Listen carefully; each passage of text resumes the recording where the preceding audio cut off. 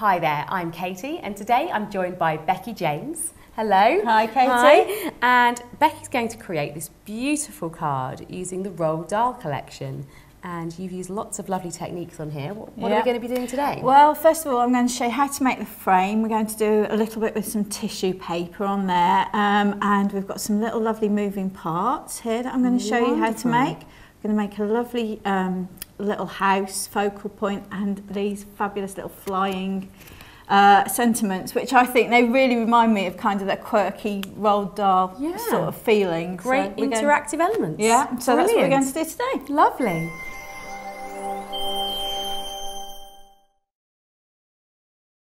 Okay, so Becky, what are we going to do first? Right, first of all, we're going to make the frame. Wonderful. Now, I've already got part of it done, but what I want to do is to talk a little bit about what we've used and to show you a nice little technique using some tissue paper. Lovely. Right, now, I've cut a frame. It's a 6x6 aperture on the card, so this frame will fit round a 6x6 aperture. Okay.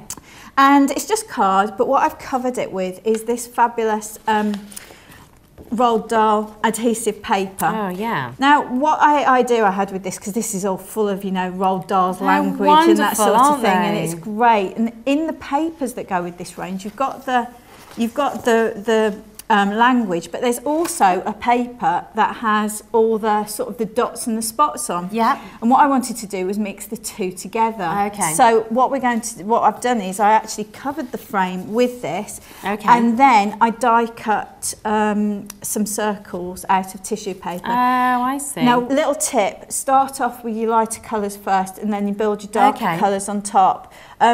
Firstly, because you can get a better idea of where things are sitting, but also tissue paper occasionally tends to have the colour all run occasionally with it. So when you put your glue on, you don't want to transfer colours between the different ones. So, and would you put the glue on the tissue paper or on the frame? Yeah, I put the glue on the tissue paper. So I'm just going to lay that on there, and I'm overlapping them. So what it does is, as well, you sort of get like a shadow of the colour through.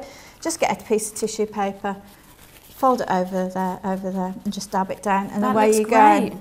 So really, really quick and easy to do.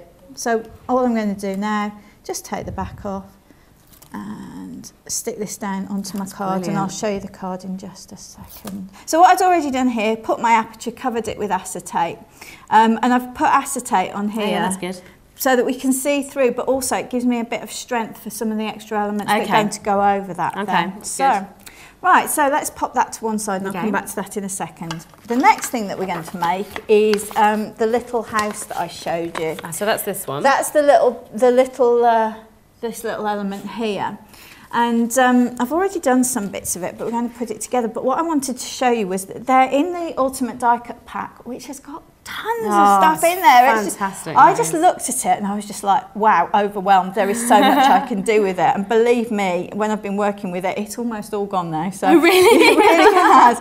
But in there are these lovely bookmarks. They're great, aren't they? Which you can either use for toppers or that sort of thing. Yeah. But I thought, the first thing I thought of, because I love really eclectic, quirky sort of images, is like a lovely long tall house. Yeah. So I've done that. I've cut in here a little door, and I've put Charlie in there with his golden ticket, which are just some of the little decoupage elements, because I've taken them out of the main design. And what I've done here, we've got the top. Now the roof of the house is actually taken off. These are the little envelopes. Yes, yes. So I've just taken one of these, the sides of the envelopes off, and I'll probably use that for a little gift card or something like that later on. It's not going to go to waste. It's not going to go to waste at all. So all I'm going to do, pop that on the top.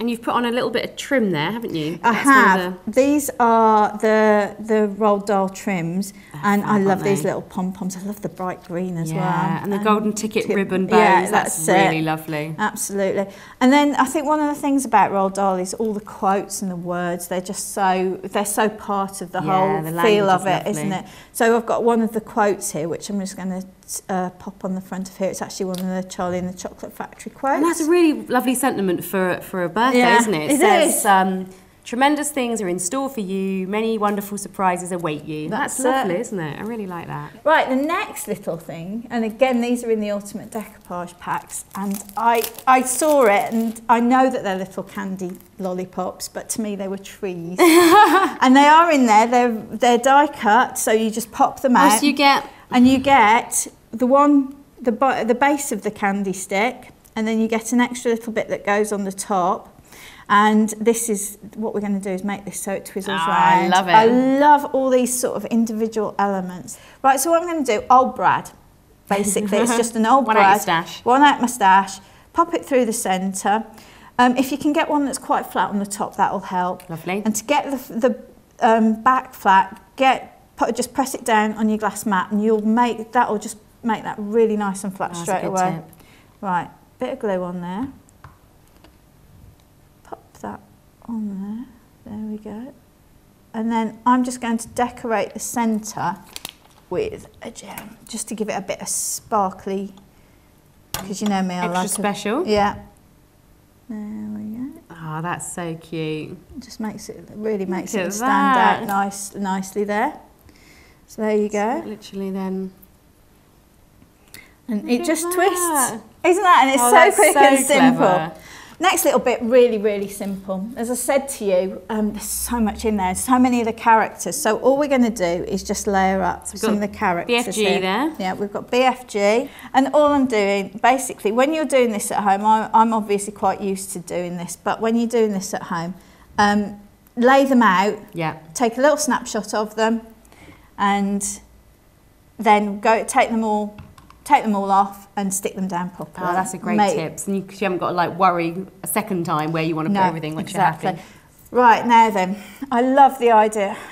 Everything to me is like flying and magical about Roald Dahl, and things move that shouldn't and all that sort of stuff. So what I've done is I've made these little flying really books with sentiments on. I've got one I'm going to make here just so you can see. Now, this is LVCC cake doweling, but I love it because you get a uniform like twirl on it. Pens, and if you use a pen, you get those little ridges, don't you? And if you use like a paintbrush, they're tapered often, aren't they? Yeah. So. And for shaping flower petals as well, my all-time favourite tool those are. So what I've done, pulled it out a bit. Now, you can either leave it like this so it's circular, or what you can do is just pop it down and just flatten it. And because I don't want these to really, really stand out too much, I'm going to flatten it like that. And it makes it a bit less sort of bulky if you do want to post the card as well, doesn't it? That's right. So, set these in place. A little bit of hot melt glue on the back. Pop your wire in there, and what I do is I twist it round a little bit like that, and that means that there is glue now. Glue set all right the way over. So it's like, encapsulated and it's not going to move. So what we're going to do, I'm just going to put a little bit of hot melt glue in there, and I'm going to just tuck it underneath my frame. And just to hide that working, I've got another little sentiment here. Right, so there we go. I'm just going to pop some glue on that, and we're just going to pop that over the top. Oh, just to hide all the little ends. Just to hide all the little ends, and there you go. And now you can move these around where you want them to be, so they can float off in all sorts of directions if you really want them to. That's really lovely. Right. Fantastic. So we've just got one finishing touch. I've already made this up. This is so simple. It's just made with some more trees, some of the little characters, and the sentiments here.